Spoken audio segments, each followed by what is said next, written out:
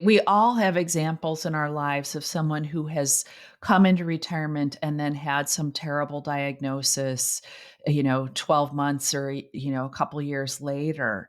And so the key is you don't know what the future holds. You don't want to just come into retirement with this laundry list of things that you wanted to accomplish during your lifetime. It's really valuable to try to tackle those things while you're still young. Welcome to Mitlin Money Mindset, your weekly dose of inspiration and insights to ensure you enjoy each step of your journey. Whether you're saving for the future, planning your next big adventure, or simply looking to add more joy to your life, you've come to the right place. Now, let's dive in. I'm Larry Sprung, your host for the Mitlin Money Mindset and founder and wealth advisor of Mitlin Financial. Today, we're excited to have a true luminary in personal finance and retirement planning join us, Christine Benz, the Director of Personal Finance and Retirement Planning at Morningstar. Christine is one of the most respected voices in the financial industry, known for her clear, practical advice that helps individuals navigate their financial journeys with confidence. At Morningstar, she leads the charge in educating investors about how to build sustainable financial plans, create retirement strategies, and make informed decisions about their money. With over 2 decades of experience, Christine is also a prolific writer, speaker, and analyst whose insights have guided countless individuals towards achieving their financial goals. Whether it's asset allocation, retirement income strategies, or financial wellness, Christine's expertise covers it all. In today's conversation, we'll delve into Christine's journey, discuss her perspective on the current financial landscape, and uncover actionable tips that you can use to enhance your financial planning. Well, I am super excited for our guest today and to share our conversation with you. We have Christine Benz, Director of Personal Finance and Retirement Planning at Morningstar. Welcome to the show, Christine. Larry, it's so nice to be here. Thank you so much for having me on. Oh, you're so welcome. And I love having these conversations and sharing them with the world. So thank you. And what I want to do is I want to start, we'll spend a lot of time on what you're doing today at Morningstar. But, what was your progression, if you could just give us maybe a 10,000 foot view as far as leading up to you becoming such an integral part of Morningstar? Yes, I started at Morningstar in 1993 and was basically part of our fund research group. I actually started as a copy editor, so editing the analyst reports. And then along the way, took on an analyst role, applied for an analyst spot, and then eventually headed up our team of US fund researchers. But along the way, I did become more interested in financial planning. I went through the CFP program. I decided that I would not pursue the CFP designation, even though I did all the coursework, because at the time I couldn't have earned the CFP letters in my current job at Morningstar or doing what I do today. Now I know the CFP board has loosened its work requirement a little bit, so I think I would probably qualify. But anyway, did get more interested in financial planning matters. And over the past decade or so, I've been very interested in retirement planning specifically, because I just feel like there's so much to talk about. There's such a deep appetite for information among consumers about how to do retirement planning. And frankly, I think advisors are in search of information about topics like safe withdrawal rates and portfolio construction and everything else. So it's been a happy home for me for 30 plus years now. Amazing. And, for somebody who spent 30 plus years at, what some have coined as the Yelp, Morningstar has been kind of coined as the Yelp for funds. What do you do or what are you doing today in your current role? What does that look like? So, I'm part of a small research team that is focused on matters of financial planning, retirement planning, portfolio construction. So, it's a pure research effort where we're periodically doing white papers on various topics. Like one that we've been coming out with annually is called The State of Retirement Income, where we look at the raw materials for retirement decumulation at various points in time, and do some research around the topic of safe withdrawal rates. Another research paper that I contribute to is on diversification among various asset classes. So, which asset classes actually bring something to the party in terms of diversifying a portfolio and which really don't. So, those are some of the topics that our team works on. And in that context, we're doing these white papers, we're doing articles and videos. And I also worked on a book over the past couple of years. So it's a diverse remit, I would say, which is one reason that I really like what I do. Amazing. And we will talk about your book in a little bit. So we will spend some time on that. But I think all of those things that you're talking about are really important parts and pieces of information that is really interesting for advisors to know and be able to share with the families they serve. And for those who are doing things on their own to have access to and be able to see those. And, one of the things I've heard you talk quite a bit about is or say is about the cost of a fund is sometimes more important than the rating is. And that cost is so important that you've now started incorporating it at Morningstar into the ratings. Could you explain that a little bit further? Especially, we've had several families that we work with that don't understand that, there are funds or fees and expenses embedded in their funds, and they don't even know where to look and where they're hidden. So, we have to step in and kind of point that out. But maybe you could share a little bit more on that with us. Yeah, it's what Jack Bogle called the cost matters hypothesis. There is this longstanding efficient markets hypothesis, but his view was that really you get what you don't pay for when it comes to investing. And so, what we found in all of our research is that the expense ratio is the most predictive data point in terms of helping determine if you're looking for a fund that will perform well relative to its peers over the next decade or over the next couple of decades. The very best way to stack the deck in your favor is to focus on the subset of inexpensive funds. And so we have increasingly given cost a bigger and bigger share of that fund rating that was initially the thing that I think put Morningstar on the map, the star ratings for funds. Well, costs have increasingly taken a central role in that rating. So it's a much more explicit input in the fund rating system. Yeah, I think it's very important because there is a very and can be a very wide range of expenses to funds. I mean, we've seen them from, pennies on the dollar to dollars on the dollar almost, very expensive. So I think focusing on that or at least paying attention to that is very important. And I think, in your tenure, do you feel like that's even become more and more important? And that's why you're factoring it in so heavily now because people are looking more proactively for that? Absolutely. The message has gotten out there. And when we look at fund flows, you see investors and their advisors are voting with their feet, that they are choosing inexpensive funds, both in the equity space, which was really the first mover, US equity. We're now seeing it in other categories, fixed income, international equity, that investors are very much choosing the cheaper subset of funds, which explains the explosion of popularity in index funds and exchange traded funds. You've been in this profession for a long time, like I have. How have your views around personal finance changed over that period of time? Because I'm sure there's been quite a bit of, there's been quite a bit of change in the profession itself. But how have your views changed along with that?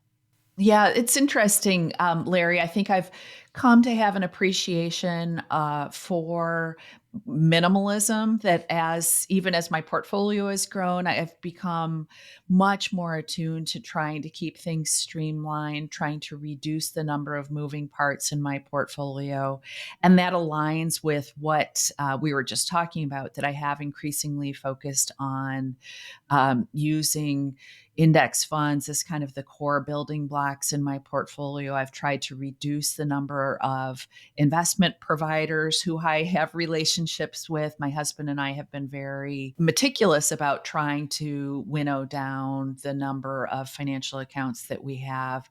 So, those are probably the main areas where my own views have evolved, and that is reflected in how I manage my own financial affairs.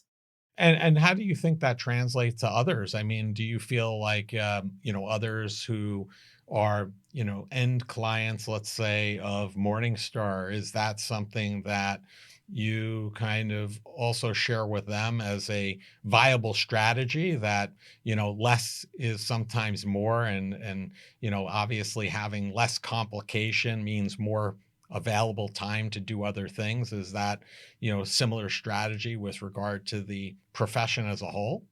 Well, absolutely, it's something I try to evangelize about in my work. I think people would see that as kind of a through line in my work over the past couple of decades, is that, I do encourage people to try to streamline. I'm often speaking to groups of DIY type investors who have been oftentimes very successful in their endeavors, but these are often groups of older individuals, and that's one of my key messages to them, is that if you are someone who has been in the business of managing your own portfolio, you should do yourself a favor and try to reduce the number of moving parts. Try to also think about enlisting some sort of financial help as you age.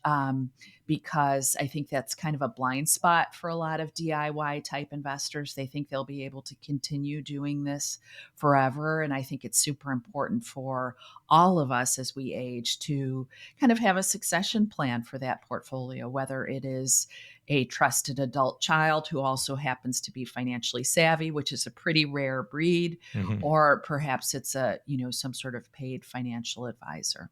Yeah. I could tell you from, our experience on our end, I think that one of the challenges that people have who are or start out as do it yourselfers, right? And continue, what ultimately ends up happening, to your point, is they end up with this unwieldy portfolio that when they come to us and have a conversation because they're like, hey, maybe we just want a second opinion, take a look at what we're doing.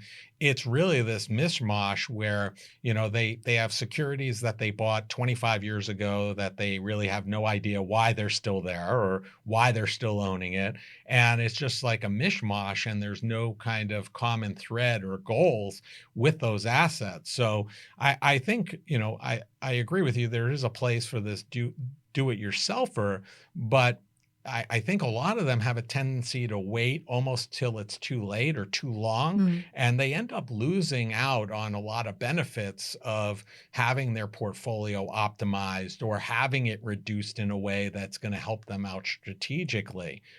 Do you see that as well on your end?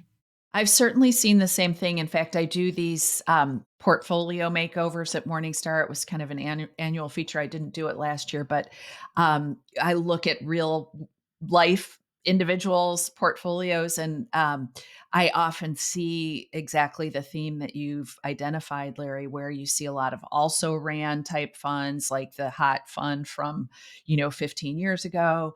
You see a lot of kind of individuals who are acting as a fund manager effectively, with literally 100 individual companies.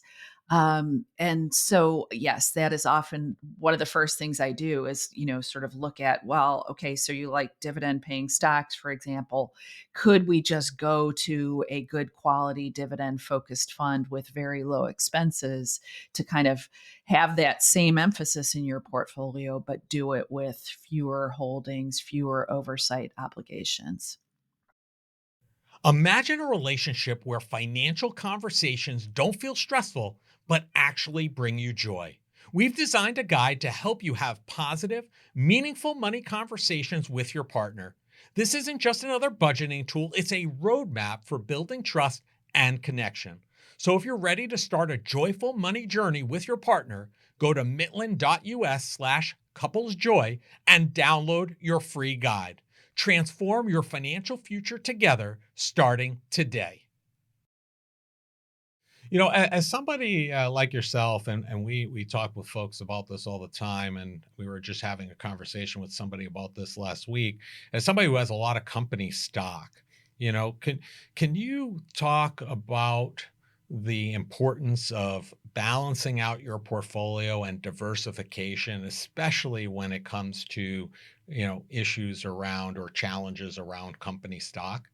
Yeah, this has been kind of in the category of do as I say, not as I do, because it's been an active effort for me to try to reduce my company stock holdings. It's been a very fortuitous aspect of my career that I've been able to share in Morningstar's success through company stock ownership and regular grants of employer stock. But it has added concentration risk to our portfolio. So we've tried to be mindful about scaling that back. And I would say this is one of the main areas where the financial planner we've worked with has helped us is helping us do so tax efficiently, because that's part of the issue too, that there's certainly a tax element to this. And so, yeah, I've tried to keep the concentration risk down. Morningstar stock over the years has done quite well. And so it's been kind of a work in progress. But I remember talking to my former colleague, David Blanchett, about some research that he was working with on employer stock. And I was like, well, David, what do you think is like the optimal level of employer stock? And he was like, really? Zero. So Oh, I think that's something to keep in mind, simply because we have so much of our economic fortunes riding on the success or failure of our employers. We don't want to have our investment portfolios riding on them as well. that's an interesting perspective, because we run into that all the time because people feel confident, they feel like they know the company because they're embedded there. But I guess that makes a lot of sense because a lot of your financial wherewithal, regardless of the stock, is really reliant upon that company already, and then any additional stock you have on top of that is really just that additional risk that elevates it. So that's an interesting answer because I've not heard anybody say zero before. Mhm. And it's a challenge, right? As you're there longer, as your income goes up, those grants get larger, and that's what we were just experiencing with this one family. He normally gets grants in the $10,000 to $20,000 range, and it's fairly innocuous. And all of a sudden, December of 2024, he received like a Mhm. $150,000 stock grant, and he's like, I've never had a plan for this before. I think I need to talk to somebody. And we started an engagement with them to kind of go down that road. So, Yeah, it's a valuable calculus to sort of say, am I that much more confident in the employer stock than I am in the broad market? And I'm not sure that many people should have the confidence to say, yes, I definitely believe that my employer company stock will outperform the broad market. how do you feel employers feel about that?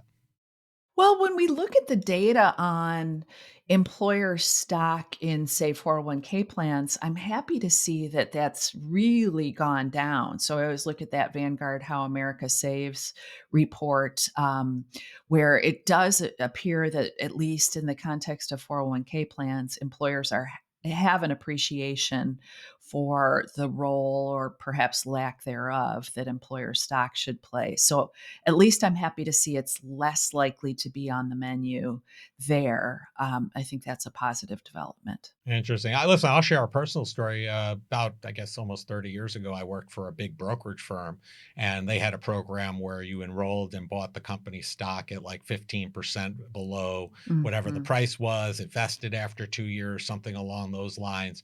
And right around the time I was thinking of leaving there, but it also coincided with the time that I was also getting married. I de-enrolled from that program. Hmm. And as I de-enrolled, as we entered the new year, I had my manager pull me into his office and ask what was going on, that I wasn't having faith in the company any longer, that I de-enrolled from this program. And I basically put it on the fact that I was getting married, needed the cash flow, looking to buy a house, and I didn't want to, put any additional funds that were going to be tied up for long periods of time. But it was interesting that, that was seen as like an issue on their end. So, but it sounds like to some degree with some of the changes you mentioned, maybe that has changed as well. And it's not used in that way like it was a long time ago. Yeah, I think savvy senior executives are getting the same advice that we're giving to Right. right? I mean, you see them divest of their shares, for a lot of different reasons, and so the rank and file employees shouldn't, sweat it if they need to try to reduce that concentration risk in their own portfolios. Agreed. So in 2024, you released How to Retire 20 Lessons for a Happy, Successful, and Wealthy Retirement. Can you share what did you hope that readers will learn from you writing this book? Yeah, so the book is a series of, as you said, Larry, 20 lessons about how to do retirement. Much of my work in the retirement planning space had been on the financial dimension of retirement, how much you can safely spend, how to construct a portfolio for retirement. But I wanted it to be holistic and I wanted to cover non financial dimensions of retirement planning as well. And so that's why the book leverages an interview format where I interviewed 19 thought leaders. One of the thought leaders was me. So I turned the table and had someone interview me for a chapter. But I interviewed people like Carolyn McClanahan on the role of healthcare as we age. Michael Finca, who's one of my favorite retirement researchers, talked about how to visualize your retirement, how to really think about how you will spend your days in retirement and being thoughtful about what you want to accomplish. I talked to Jordan Grummett, who is a hospice doctor and a kind of a fire proponent, financial independence, retire early. And he talked about regret minimization for your life as you embark on retirement. So we covered a lot of different tentacles of retirement planning. And one of the things I love about the finished product is that it didn't require me to be an expert in all of these areas, that I could turn to people who have a lot of wisdom to share on various aspects of retirement planning.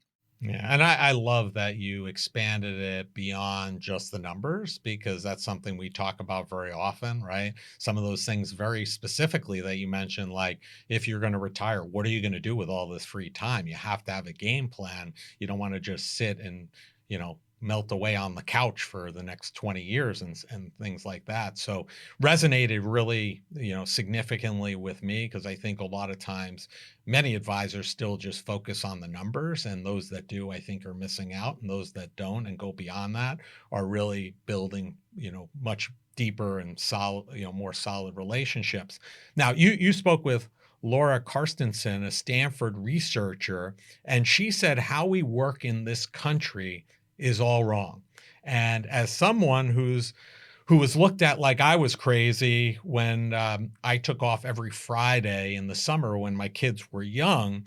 I agree. I'd like to hear your take on, what you guys maybe give us a little overview on kind of what her point was and what your view is on that.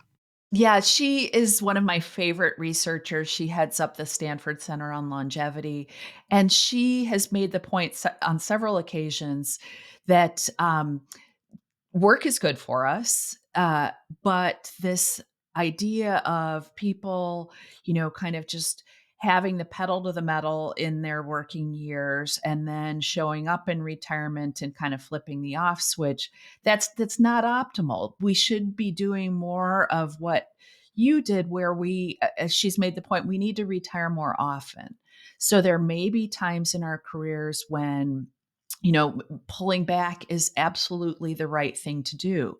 Maybe not retiring altogether, but at least taking the opportunity to downshift, whether it's to, help spend more time with young kids or to assist elderly parents, that it can't be this very binary work slash retirement sort of landscape. It needs to be more nuanced. And ideally, employers would step up and facilitate and encourage that kind of balance because really, and this continues throughout our lives, but as we approach retirement, phasing into retirement makes a ton of sense. That if people can hang on to some of the things that they liked the most about their jobs, whether they're relationships with colleagues or some of the substance of what they do for their work, or that sense of purpose and identity that work can often confer, those things are really good for us. But we need to find a way to do them longer if we possibly can, and kind of phase into retirement very gradually.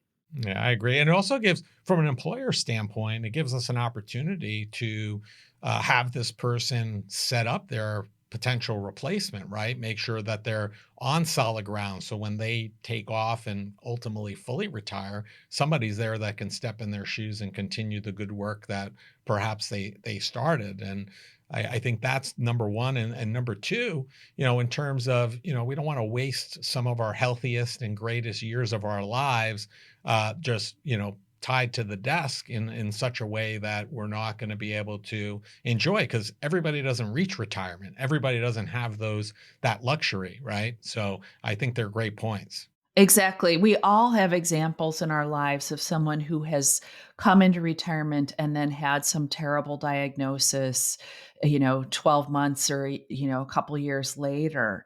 And so the key is you don't know what the future holds. You don't want to just come into retirement with this laundry list of things that you wanted to accomplish during your lifetime. It's really valuable to try to tackle those things while you're still young, while you're healthy and able to do them. And just to follow up on your point, Larry, about training that next generation, I've come to be a huge believer in reverse mentoring. So if you can work with someone who is younger than you, who's interested in a similar area, you can learn from them. Believe me, I have a arrangement currently at work where someone I work closely with has taught me more than I've taught her, but I've coached her on her own career, and it's just been a super fruitful relationship for both of us, and I think for the long run in our company as well. Amazing. Given this is going to air during Women's History Month, in your Mm. book, Jean Chatzky talks about the impact of divorce on finances and personal happiness, and how divorced single women are some of the worst off financially. How do you think that we as advisors, people in the financial profession, can help this demographic because of this? Yeah, and Jean is one of my favorite thinkers, in the whole financial planning space. She is such a believer in helping women improve their financial wherewithal. And so this was the topic that she wanted to discuss with me, not divorce specifically, but how women can put themselves on solid financial footing for their retirements. Divorce is a financial killer in many regards. So a lot of it revolves around helping make smart decisions in the divorce process itself. So, helping ensure that the female partner is getting the right assets as part of the divorce. It's often the family home that the female partner chooses. That may be the right answer, but it often leaves her with more housing wealth and less in terms of portfolio wealth. So, there are considerations there. There are also considerations. When we look at the trajectory of women's earnings, what we see is that women tend to peak earlier in terms of their earnings than men. So, to the extent that women can really hit it hard in terms of their own retirement funding in those earlier years of their career, that redounds to the benefit of their financial well being.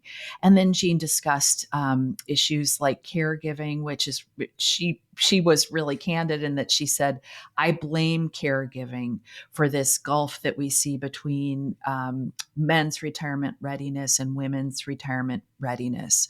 So women are much more likely, obviously, to care for their children as they're raising them, but we're also much more likely to care for adult parents and to need to step away from our jobs to care for elderly parents. And so those are other dimensions that I think should be addressed in the financial plan. Interesting. So what I'm hearing is really, there are certain things that they can do, through the divorce process, but really, regardless of whether they're going to head in that direction or not, before they even know that that might even be a possibility in their life, if they start saving more aggressively, so to speak, when they're younger, that could help them significantly later on in life for a number of different reasons. It could be divorce, it could be the caregiving, it could be many of those things that you just mentioned. Exactly. I love that idea of women who are and when you look at the data, women are crushing it in terms of college attainment and then, even first jobs. They're really doing a terrific job of securing good salaries early in their careers. So they need to harness their savings power early in those years as well. Yeah, I think those are great things, great advice, and I will say I learned a little something there because I think that kind of put this in a little bit of a different perspective than I looked at before. So I appreciate that and thank you. We seem to be on the same page. I opened my book, Financial Planning Made Personal, with a discourse on joy and finding your why. Mhm. You opened your book talking about visualizing your life in retirement. Why is really thinking about the non money side of retirement so important? I mean, we talked about some of the things, but I think, I don't know how you feel. I'm curious to hear your take on it, but I feel like it's almost more important that it drives a lot of the money side of things. What are your views on that? Yeah, no, absolutely. I talked to Michael Finca about this visualization exercise, and he walked through several different ideas. But his key insight is that many people fully visualize their relaxation activities.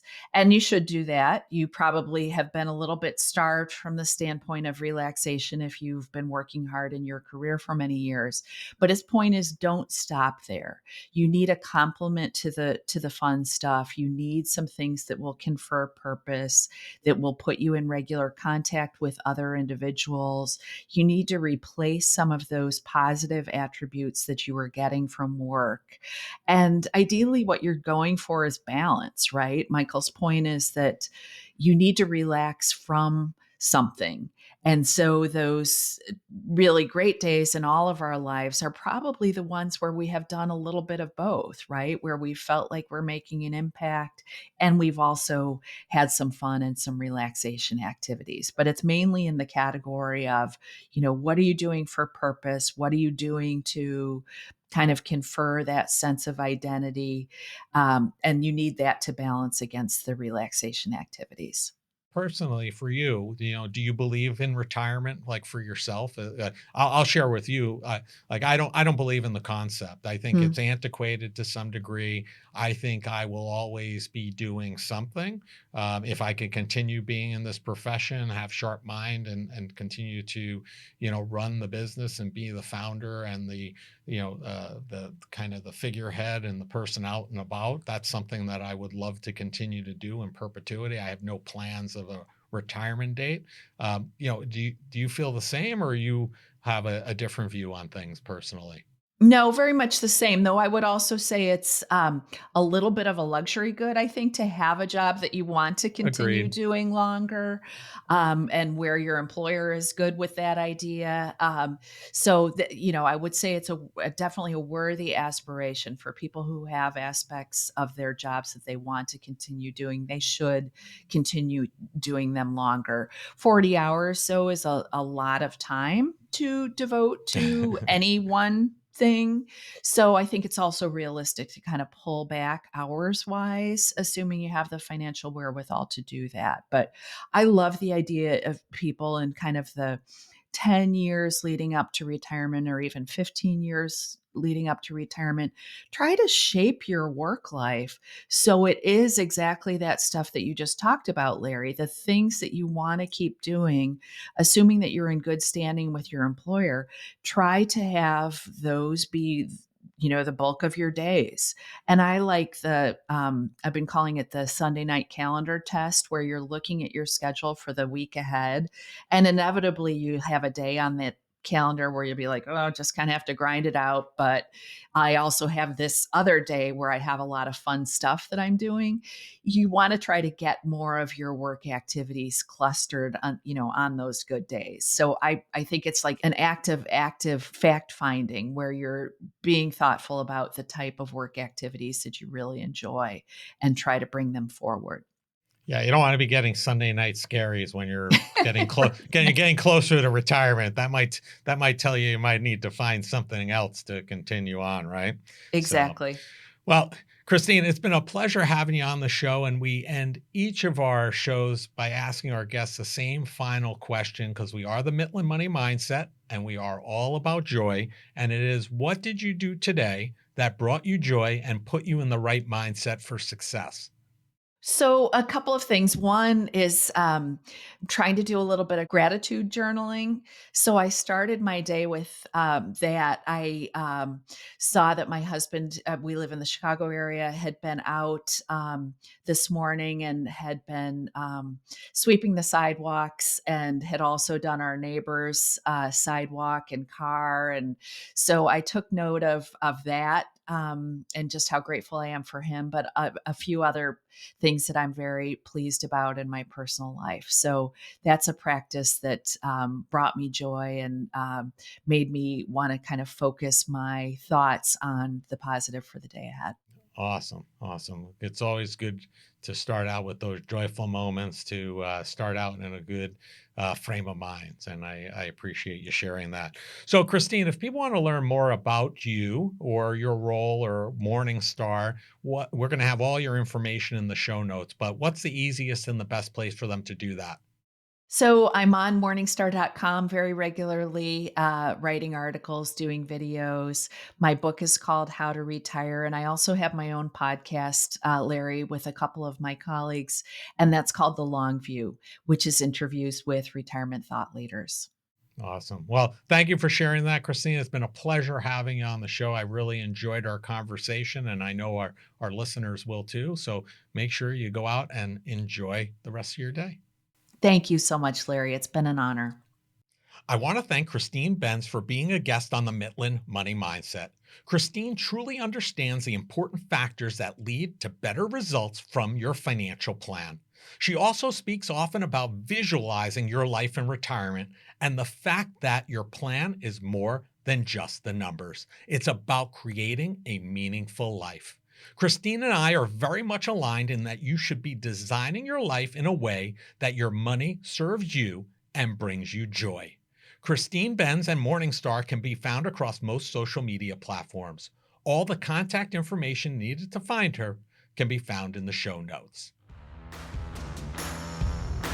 Thank you for joining us on this episode of Mitlin Money Mindset. Remember, it's not just about the money, it's finding joy in the journey and embracing the right mindset. If you love the show, be sure to subscribe, rate, and leave a review. Don't forget to follow along for more tips and inspiration. Please visit the social links below to connect with Larry or his guests. Until next time, keep smiling, keep thriving, and remember to think about, what did you do today that brought you joy? The opinions voiced in the Mitlin Money Mindset show with Lawrence Sprung are for general information only and are not intended to provide specific advice or recommendations for any individual. Past performance is no guarantee of future results. All indices are unmanaged and may not be invested into directly. Investing involves risk, including possible loss of principal. No strategy ensures success or protects against loss. To determine what may be appropriate for you, consult with your attorney, accountant, financial or tax advisor prior to investing. Investment advisory services offered through CWM LLC, an SEC registered investment advisor. Guests on the Mitlin Money Mindset show are not affiliated with CWM LLC.